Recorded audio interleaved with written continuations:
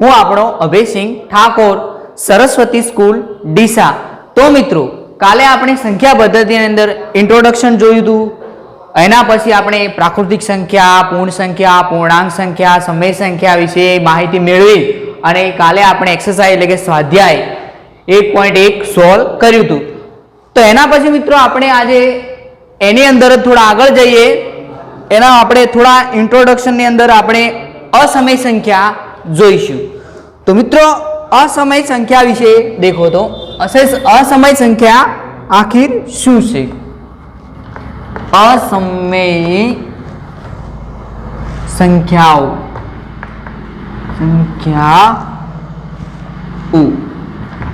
तो मित्रों, असमय संख्या काले आपणे माहिती मेळवी थी। समय संख्या एटले के शू के जे संख्या ने p/q स्वरूप में दर्शावी शकाय तेने कहेवाय समय संख्या। आज આપણે એનો વિરોધી અસમય સંખ્યા। તો ઓના પહેલી આપણે ઓની વ્યાખ્યા જોઈશું। વ્યાખ્યા શું કહેવા માંગે છે કે જો સંખ્યા s ને સમજજો કે જો સંખ્યા s ને p પૂર્ણાંક અને q शून्यतर पूर्णांक होय, q शून्यतर पूर्णांक होय तेवा pq माटे p/q એટલે કે p/q स्वरूप में मूकी ना शकाय। ध्यान राखજો, स्वरूप में मूकी ना शकाय तो तेवी संख्या ने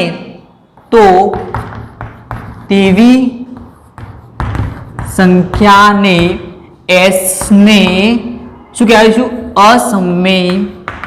असमय संख्या कहेवाय।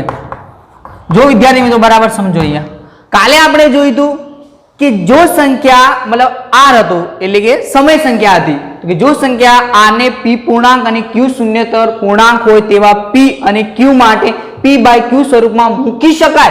जो मूकी शकाय तो समय संख्या। व्याख्या सेम ना सेम छे। अहींया s ની જગ્યાએ r કરવાનો અને શું લખવાનું? ना शकाय मतलब કે મૂકી શકાય નહીં તેવી સંખ્યાને s ને असमय संख्या कहेवाय। मतलब कोई भी संख्या ने अंश अने छेद में दर्शावी शकाय नहीं। तो हवे आपणे एवी केटली संख्याओ जोईशुं। धारो के उदाहरण तरीके वर्गमूळ में 2। जो वर्गमूळ में 2 तो 2 कोईनो वर्ग नथी એટલે વર્ગમૂળ में 2 ना 2 रहेशे। बीजुं उदाहरण छे अहींया ચોપડી प्रमाणे वर्गमूळ में 3, वर्गमूळ में 15। પછી મિત્રો પાઈ, આ પાઈની કિંમત કેમ? તો કે પાઈની કિંમત 3.14। પછી એના પછી પાઈની કિંમત અનંત સુધી છે એટલે માટે પાઈની કિંમત પણ અસમય સંખ્યા કહેવાય। બીજું ઉદાહરણ ધારો કે વર્ગમૂળ સિવાય તો કે ધારો કે કોઈ પણ 0 પોઈન્ટ ધારો કે 10, 10 પછી 100, 100 પછી 1000 કે જેનું મૂલ્ય સતત બદલાતું રહે અને અનંત સુધી હોય તેવી સંખ્યાને અસમય સંખ્યા કહેવાય। ટૂંકમાં એટલું યાદ રાખવાનું કે જે સંખ્યા સમય ना होय तेने कहेवाय असमय संख्या कहेवाय। बीजું उदाहरण तरीके धारो के अहींया जेनु वर्गमूळ ना निकळतुं होय, घनमूळ ना निकळतुं होय के पंचमूळ ना निकळतुं होय तेवी संख्याने असमय संख्या कहेवाय। धारो के उदाहरण तरीके तमे जोशो तो के सर वर्गमूळ में 4 √4 तो के 4 समय से असमय तो જોઈએ तो के 4 કોનો વર્ગ થાય? તો તમે કહેશો કે 4 2 નો સ્ક્વેર થાય, मतलब 2 નો સ્ક્વેર 4 થાય। તો અહીંયા વર્ગ અને આ વર્ગમૂળ શું થાય? કટ થાય। તો વધે કેટલી? તો 2। તો 2 એ ખાલી 2 એ શું છે? સમય સંખ્યા છે, અસમય સંખ્યા નથી। પણ ઓન્લી વર્ગમૂળમાં 2 હોય, ઓન્લી વર્ગમૂળમાં 2 તો કહેવાય શું કહેવાય? અસમય સંખ્યા કહેવાય। એટલું યાદ રાખજો કે જે પણ વર્ગમૂળમાં સંખ્યા હોય એનું વર્ગમૂળ ના નીકળવું જોઈએ કે ઘનમૂળ કે પંચમૂળ ના નીકળવું જોઈએ। मतलब संख्या एकली ना होवी જોઈએ, વર્ગમૂળમાં હોવી જોઈએ। અથવા બીજી રીતે કહી શકાય કે જે સંખ્યા બદલાતી હોય, मतलब કે 10 છે, 100 છે, 1000 છે, 10000 છે અને એનો અંત ક્યારે આવતો ના હોય તેવી સંખ્યાને અસમય સંખ્યા કહેવાય। તો હવે આપણે જોઈશું હવે એના પછી આગળ અહીંયા ઘણી બધી સંખ્યાઓ છે કે વર્ગમૂળમાં 3, વર્ગમૂળમાં 5, વર્ગમૂળમાં 6, 7, વર્ગમૂળમાં 10, 11, વર્ગમૂળમાં 12, 13, 14, 15 આ રીતે પાઈ એમ એ દરેક સંખ્યાઓ કેવી છે? અસમય સંખ્યા છે. હવે મિત્રો આપણે આગળ જઈશું એના પહેલા તો ખબર પડી અસમય સંખ્યામાં. હવે આપણે સંખ્યા રેખા દોરીશું. બુકમાં ઉતારી લેજો. ચલો તો હવે આગળ જોઈશું આપણે સ્વાધ્યાય 1.2. તો દેખીએ હવે શું કહે છે પહેલો દાખલો કે નીચેના વિધાનો સત્ય છે કે અસત્ય છે, કારણ સહિત ઉત્તર આપો. તો આપણે પહેલું અહીંયા વિધાન જોઈશું કે આ વિધાનો કેવા સત્ય છે કે અસત્ય છે. તમે થિયરીની અંદર ઘણું બધું આવી ગયું છે, તમને પણ ખબર પડશે. અહીંયા પહેલું છે કે દરેક અસમય સંખ્યા એ વાસ્તવિક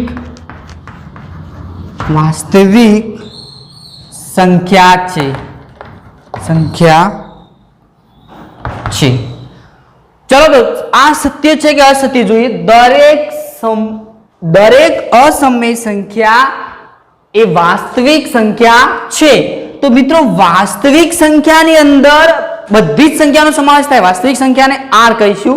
આ વાસ્તવિક સંખ્યામાં સમય સંખ્યા હોઈ શકે, અસમય સંખ્યા હોઈ શકે. તો જો અહીંયા શું કહે દરેક અસમય સંખ્યા એ વાસ્તવિક સંખ્યા છે, તો આ મતલબ આ વિધાન મિત્રો કેવું હોય? સત્ય છે.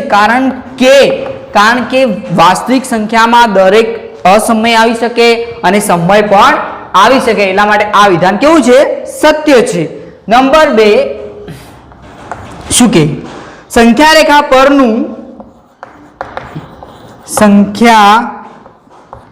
રેખા પરનું દરેક બિંદુ કોઈક પ્રાકૃતિક સંખ્યા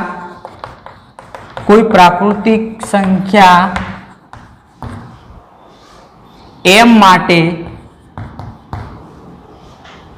વર્ગમૂળમાં √m સ્વરૂપનું હોય. સમજો, સ્વરૂપનું હોય. પેલા વિધાન પર ધ્યાન રાખીએ, બરાબર સમજીએ શું કહેવા માંગે. સંખ્યા રેખા તમે દેખી છે તો સંખ્યા રેખા આ ટાઈપ આવે. મતલબ કે અહીંયા વચ્ચે 0 આવે, અહીંયા ઋણ 1, ઋણ 2 અને ઋણ 3, અહીંયા આવશે 1, 2 અને 3. મતલબ કે આ ટાઈપ સંખ્યા રેખા છે. દરેક વિશે આપણે માહિતી. સંખ્યા રેખા પરનું દરેક બિંદુ કોઈ પ્રાકૃતિક સંખ્યા m માટે વર્ગમૂળમાં m સ્વરૂપનું હોય છે. હવે તમે અહીંયા વિચારીએ આપણે પ્રાકૃતિક સંખ્યા. તો પ્રાકૃતિક સંખ્યામાં મિત્રો શું આવે? તો n બરાબર 1 2 3 4 ડેશ ડેશ અસંખ્ય. તો પ્રાકૃતિક સંખ્યામાં ક્યાંય માઇનસ આવતું નથી, મતલબ કે ઋણ આવશે નહીં. જો ઋણ ના આવે તો અહીંયા સંખ્યા રેખા પર તો અહીંયા ઋણ આવી શકે. એટલા માટે આ વિધાન કેવું છે? તો આ વિધાન અસત્ય છે. કેમ? તો કારણ કે સંખ્યા રેખા પર તો કે -1 -2 તમે સંખ્યા રેખા પર તો ઋણ દર્શાવી જ શકાય, પણ એનો સમાવેશ અહીંયા પ્રાકૃતિક સંખ્યામાં સમાવેશ થતો નથી. કોનો?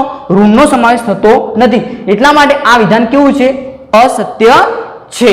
હવે જોઈશું આપણે નંબર 3 જોઈશું.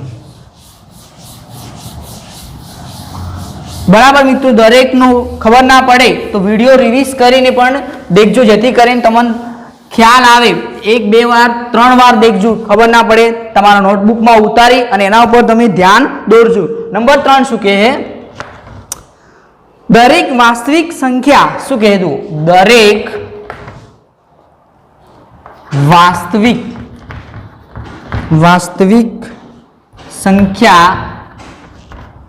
સંખ્યા એ અસમય સંખ્યા છે.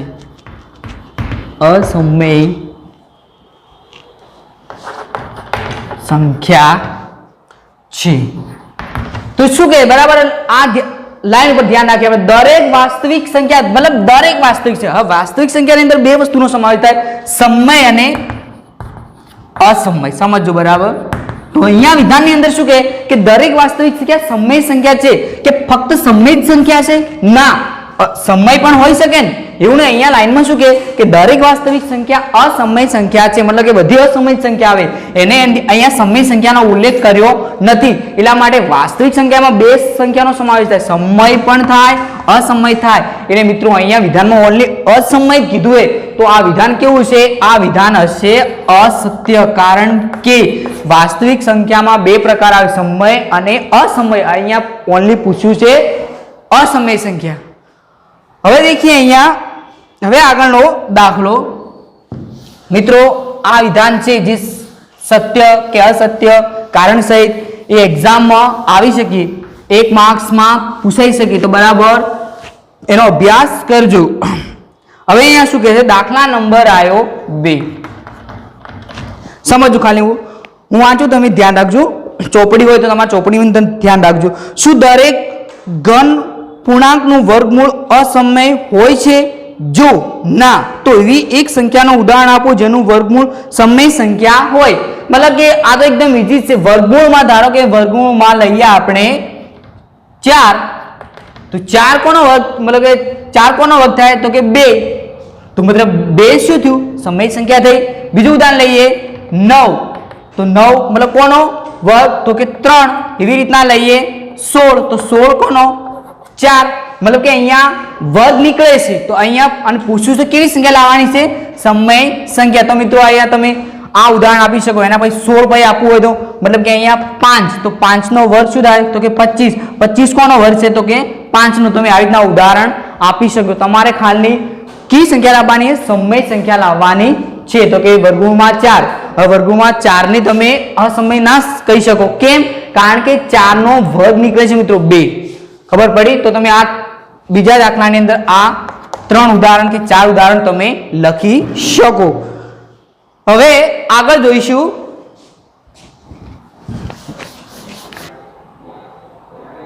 હવે જો એના પછીનો દાખલા નંબર 3 છે, બરાબર ધ્યાન રાખજો. મોસ્ટ ટાઈમની દાખલા સંખ્યા રેખા ઉપર કેવી રીતના દર્શાવી શકાય. અહીંયા શું કહે છે? વર્ગોમાં 5 ને સંખ્યા રેખા ઉપર કેવી રીતે દર્શાવી શકાય તે બતાવો. તો મિત્રો આના પહેલા તમને બેઝિક ઇન્ટ્રોડક્શન આપું કે આ કેવી રીતના દર્શાવી શકાય. તો તમે પાયથાગોરસ શબ્દ સાંભળ્યો હશે. પાયથાગોરસ મતલબ કે પાગોનો પ્રમેય, એનું સૂત્ર સમજીએ. ધારો કે કાટકોણ ત્રિકોણ છે, અહીંયા કાટકોણ ત્રિકોણ છે, નામ આપી દઈએ અહીંયા ABC. અહીંયા B ખૂણો કાટકોણ, મતલબ B નો માપ 90 એંગલ, અહીંયા 90 નો ખૂણો. તો જુઓ મિત્રો, અહીંયા જે આડી લાઈન બને મતલબ કે AC ને કહેવાય કર્ણ કહેવાય. શું કહેવાય? કર્ણ કહેવાય. AB એટલે કે એક સાઈડ અને BC તો કે બીજી સાઈડ. પણ આ યાદ રાખજો, AC જે આડી લાઈન ત્રાંસી લાઈન બને કર્ણ કહેવાય. આ AB એક સાઈડ અને આ બીજી સાઈડ. તો આનું પાયથાગોરસ નું સૂત્ર શું છે મતલબ કે પાયથાગોરસ નું પ્રમેયનું સૂત્ર સમજજો. તો પાયથાગોરસ સૂત્ર છે કે કર્ણનો વર્ગ, મતલબ અહીંયા શબ્દ લખી શકાય કે કર્ણનો વર્ગ. ઓકે, બરાબર એક સાઈડ નો વર્ગ, તો લખવું હોય એક સાઈડ નો વર્ગ વત્તા, હવે શું પ્લસ, હવે જોઈશું આપણે બીજી બાજુનો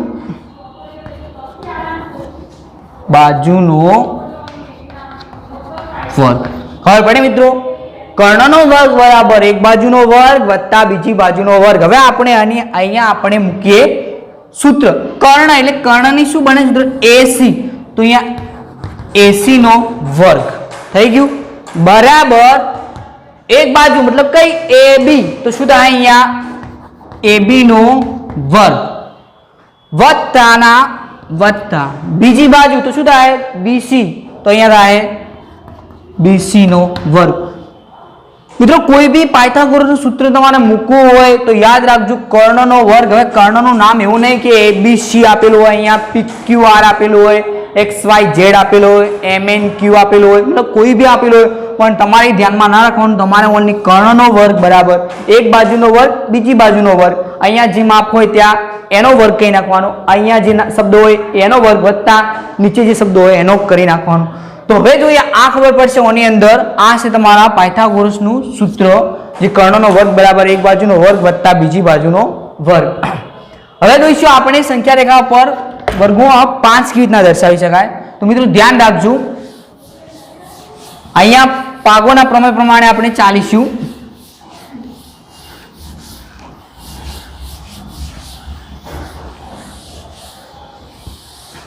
તો આપણે પહેલા એક સંખ્યા રેખા દોરીશું જેથી કરીને આપણે દર્શાવી શકાય. અહીંયા માપો 0. હવે આપણે અહીંયા દર્શાવી જવાનો એક બ્લોક દર્શાવો તો દર્શાવી શકાય, તમારે ત્રિકોણ બનાવો તો બનાવી શકાય, પણ આપણે બ્લોક સાઈડ દર્શાવીએ. માપ આપો, એ માપ આપો કે એક કોઈ ચાલે, અહીંયા લખો 1 તો અહીંયા આવશે, 2 અહીંયા આવશે, 3 અહીંયા 0 તો અહીંયા શું આવશે -1 -2 -3. અહીંયા નામ આપી જો A, અહીંયા B, અહીંયા C અને O. હવે દેખજો મિત્રો, અહીંયા આપણે આ ધારો કે કાટકોણ ત્રિકોણ, શું બનશે કાટકોણ ત્રિકોણ? તો કે OBA. અહીંયા કયો ખૂણો કાટખૂણો? અહીંયા ખૂણો કાટખૂણો, A ખૂણો કાટખૂણો. હવે જો અહીંયા વર્ગમૂળમાં 5 દર્શાવવાના, મતલબ અહીંયા આપણે 5 જવાબ લાવવો પડે, વર્ગમૂળમાં 5. તો મિત્રો શું કરીશું, કોઈ પણ અહીંયા બે સાઈડના માપ આવે, ધારો કે અહીંયા 2 લઈએ તો 2 નો વર્ગ કેટલો થાય? 4 થાય. ઓકે 4 થાય. અહીંયા OA બરાબર 1 લઈએ તો 1 નો વર્ગ 1 થાય, તો 2 નો વર્ગ 4 થાય, 4 અને OA 1 થાય તો 1, 4 ને 1 કેટલા થાય? 5. પણ હવે તમે અહીંયા વિધાન સ્વરૂપે દર્શાવો મિત્રો, પરિઘનો ઉપયોગ થશે આની અંદર, પછી કહું તમને. પહેલા અહીંયા આપણે પાગોનો નિયમ લખીએ તો શું થાય? કર્ણનો, તો કર્ણ થાય ત્રાંસી લાઈન BO, તો થાય અહીંયા BO નો વર્ગ બરાબર એક બાજુનો વર્ગ એટલે કે AB નો વર્ગ વત્તા નીચેની સાઈડ બીજી બાજુનો વર્ગ તો OA નો વર્ગ. હવે OB આપણે આપ્યા નથી એટલે એમના એમ BO. AB કેટલા આપ્યા? 2 તો અહીંયા 2 નો વર્ગ વત્તા OA તો 1 તો 1 નો વર્ગ. હવે દેખજો આ એમના એમ 2 નો વર્ગ થાય 4 અને 1 નો વર્ગ થાય +1. સમજો અહીંયા તો આ BO નો વર્ગનો એમના એમ, તો જો 4 ને 1 કેટલા થાય મિત્રો? 5 થાય. હવે અહીંયા 5 કોઈનું વર્ગમૂળ નીકળતું નથી તો આ વર્ગ છે એ શું થાય? વર્ગનું શું થાય મિત્રો? BO બરાબર વર્ગનું અહીંયા વર્ગમૂળ થશે તો અહીંયા 5 એટલે BO બરાબર વર્ગમૂળમાં 5 થાય. હવે તમારે પરિઘથી શું લેવાનું? BOB જેટલું માપ લઈ ઓને કેન્દ્ર રાખી B ઉપર પરિકર મૂકી અને જેટલી લાઈન બને એ તમારે આ ટાઈપ લાઈન દોરી શકો. આ ટાઈપ તમે સંખ્યા રેખા ઉપર ઘણા બધા વર્ગોમાં 2 દર્શાવી શકો, વર્ગોમાં 17 ઘણી બધી સંખ્યાઓ તમે દર્શાવી શકો. આ ટાઈપ તમે એકદમ ઈઝી રીતે આ પાગોનો ઉપયોગ કરી અને દર્શાવી શકો.